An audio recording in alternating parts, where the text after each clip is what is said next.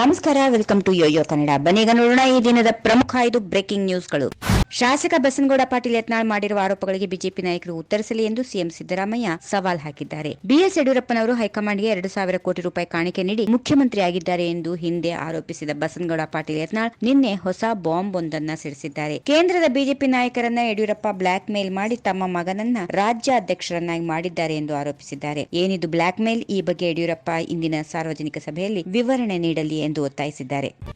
ಲೋಕಸಭಾ ಕಲಾಪದ ವೇಳೆ ಇಬ್ಬರು ದುಷ್ಕರ್ಮಿಗಳು ನುಗ್ಗಿದ ಪ್ರಕರಣಕ್ಕೆ ಸಂಬಂಧಿಸಿದಂತೆ ಭದ್ರತಾ ವೈಫಲ್ಯದ ಹೊಣೆಯನ್ನ ಕೇಂದ್ರ ಗೃಹ ಸಚಿವ ಅಮಿತ್ ಶಾ ಹೊರಬೇಕು ಎಂದು ವಿಧಾನ ಪರಿಷತ್ ಕಾಂಗ್ರೆಸ್ ಸದಸ್ಯ ಬಿಕೆ ಹರಿಪ್ರಸಾದ್ ಆಕ್ರೋಶ ಹೊರಹಾಕಿದ್ದಾರೆ. ಈ ಹಿಂದೆ ಉಗ್ರಗಾಮಿಗಳು ಸಂಸತ್ ಭವನದ ಮೇಲೆ ದಾಳಿ ನಡೆಸಿದ್ರು. ಹುತಾತ್ಮರಿಗೆ ಸಂತಾಪ ಸೂಚಿಸುವ ದಿನವೇ ಈ ಘಟನೆ ನಡೆದಿದೆ. ಹೊಸ ಸಂಸತ್ ಭವನ ಕಟ್ಟಡ ಕಟ್ಟಿದ್ದಾರೆ, ಆದರೂ ದೇಶದ ಭದ್ರತೆ ಕುಸಿದಿದೆ. ಲೋಕಸಭೆ ಭದ್ರತಾ ವೈಫಲ್ಯದ ಹೊಣೆಯನ್ನ ಗೃಹ ಸಚಿವ ಅಮಿತ್ ಶಾ ಹೊರಬೇಕು ಎಂದು ಆಗ್ರಹಿಸಿದ್ದಾರೆ.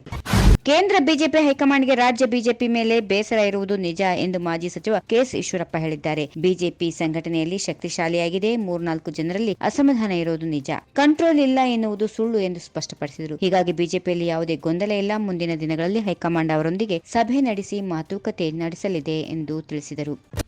ದೆಹಲಿಯಿಂದ ನನಗೆ ಫೋನ್ ಬಂದಿತ್ತು. ಸದ್ಯ 3 ರಾಜ್ಯದ ಮುಖ್ಯಮಂತ್ರಿಗಳ ಆಯ್ಕೆ ಮುಗಿದಿದೆ. ಅದಾದ ಬಳಿಕ ಯಾವತ್ತು ಕರೀತಾರೋ ಅವತ್ತು ಹೋಗುತ್ತೇನೆ ಎಂದು ಮಾಜಿ ಸಚಿವ ವಿ ಸೋಮಣ್ಣ ತಿಳಿಸಿದ್ದಾರೆ. ದೆಹಲಿಗೆ ತುರ್ತಾಗಿ ಬರಲಿಕ್ಕೆ ಹೇಳಿದ್ರು. ನಾನು ನಾಳೆ ನಾಡಿದ್ದು ಬರೋಕ್ಕಾಗಲ್ಲ ಅಂತ ಹೇಳಿದೆ. 2-3 ದಿನದಲ್ಲಿ ನನ್ನ ತಾಯಿಯ ಆರಾಧನೆ ಇದೆ, ಅದನ್ನು ಮುಗಿಸಿಕೊಂಡು ಹೋಗ್ತೇನೆ. ಮತ್ತೆ ದೆಹಲಿಗೆ ಕರೆ ಮಾಡಿ ಡೇಟ್ ತೆಗೆದುಕೊಳ್ಳುತ್ತೇನೆ ಎಂದರು.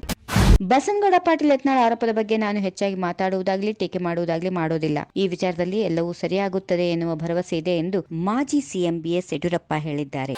ಈ ವಿಡಿಯೋ ನಿಮಗೆ ಇಷ್ಟವಾದಲ್ಲಿ ಲೈಕ್ ಮಾಡಿ, ಶೇರ್ ಮಾಡಿ, ಸಬ್ಸ್ಕ್ರೈಬ್ ಮಾಡಿ.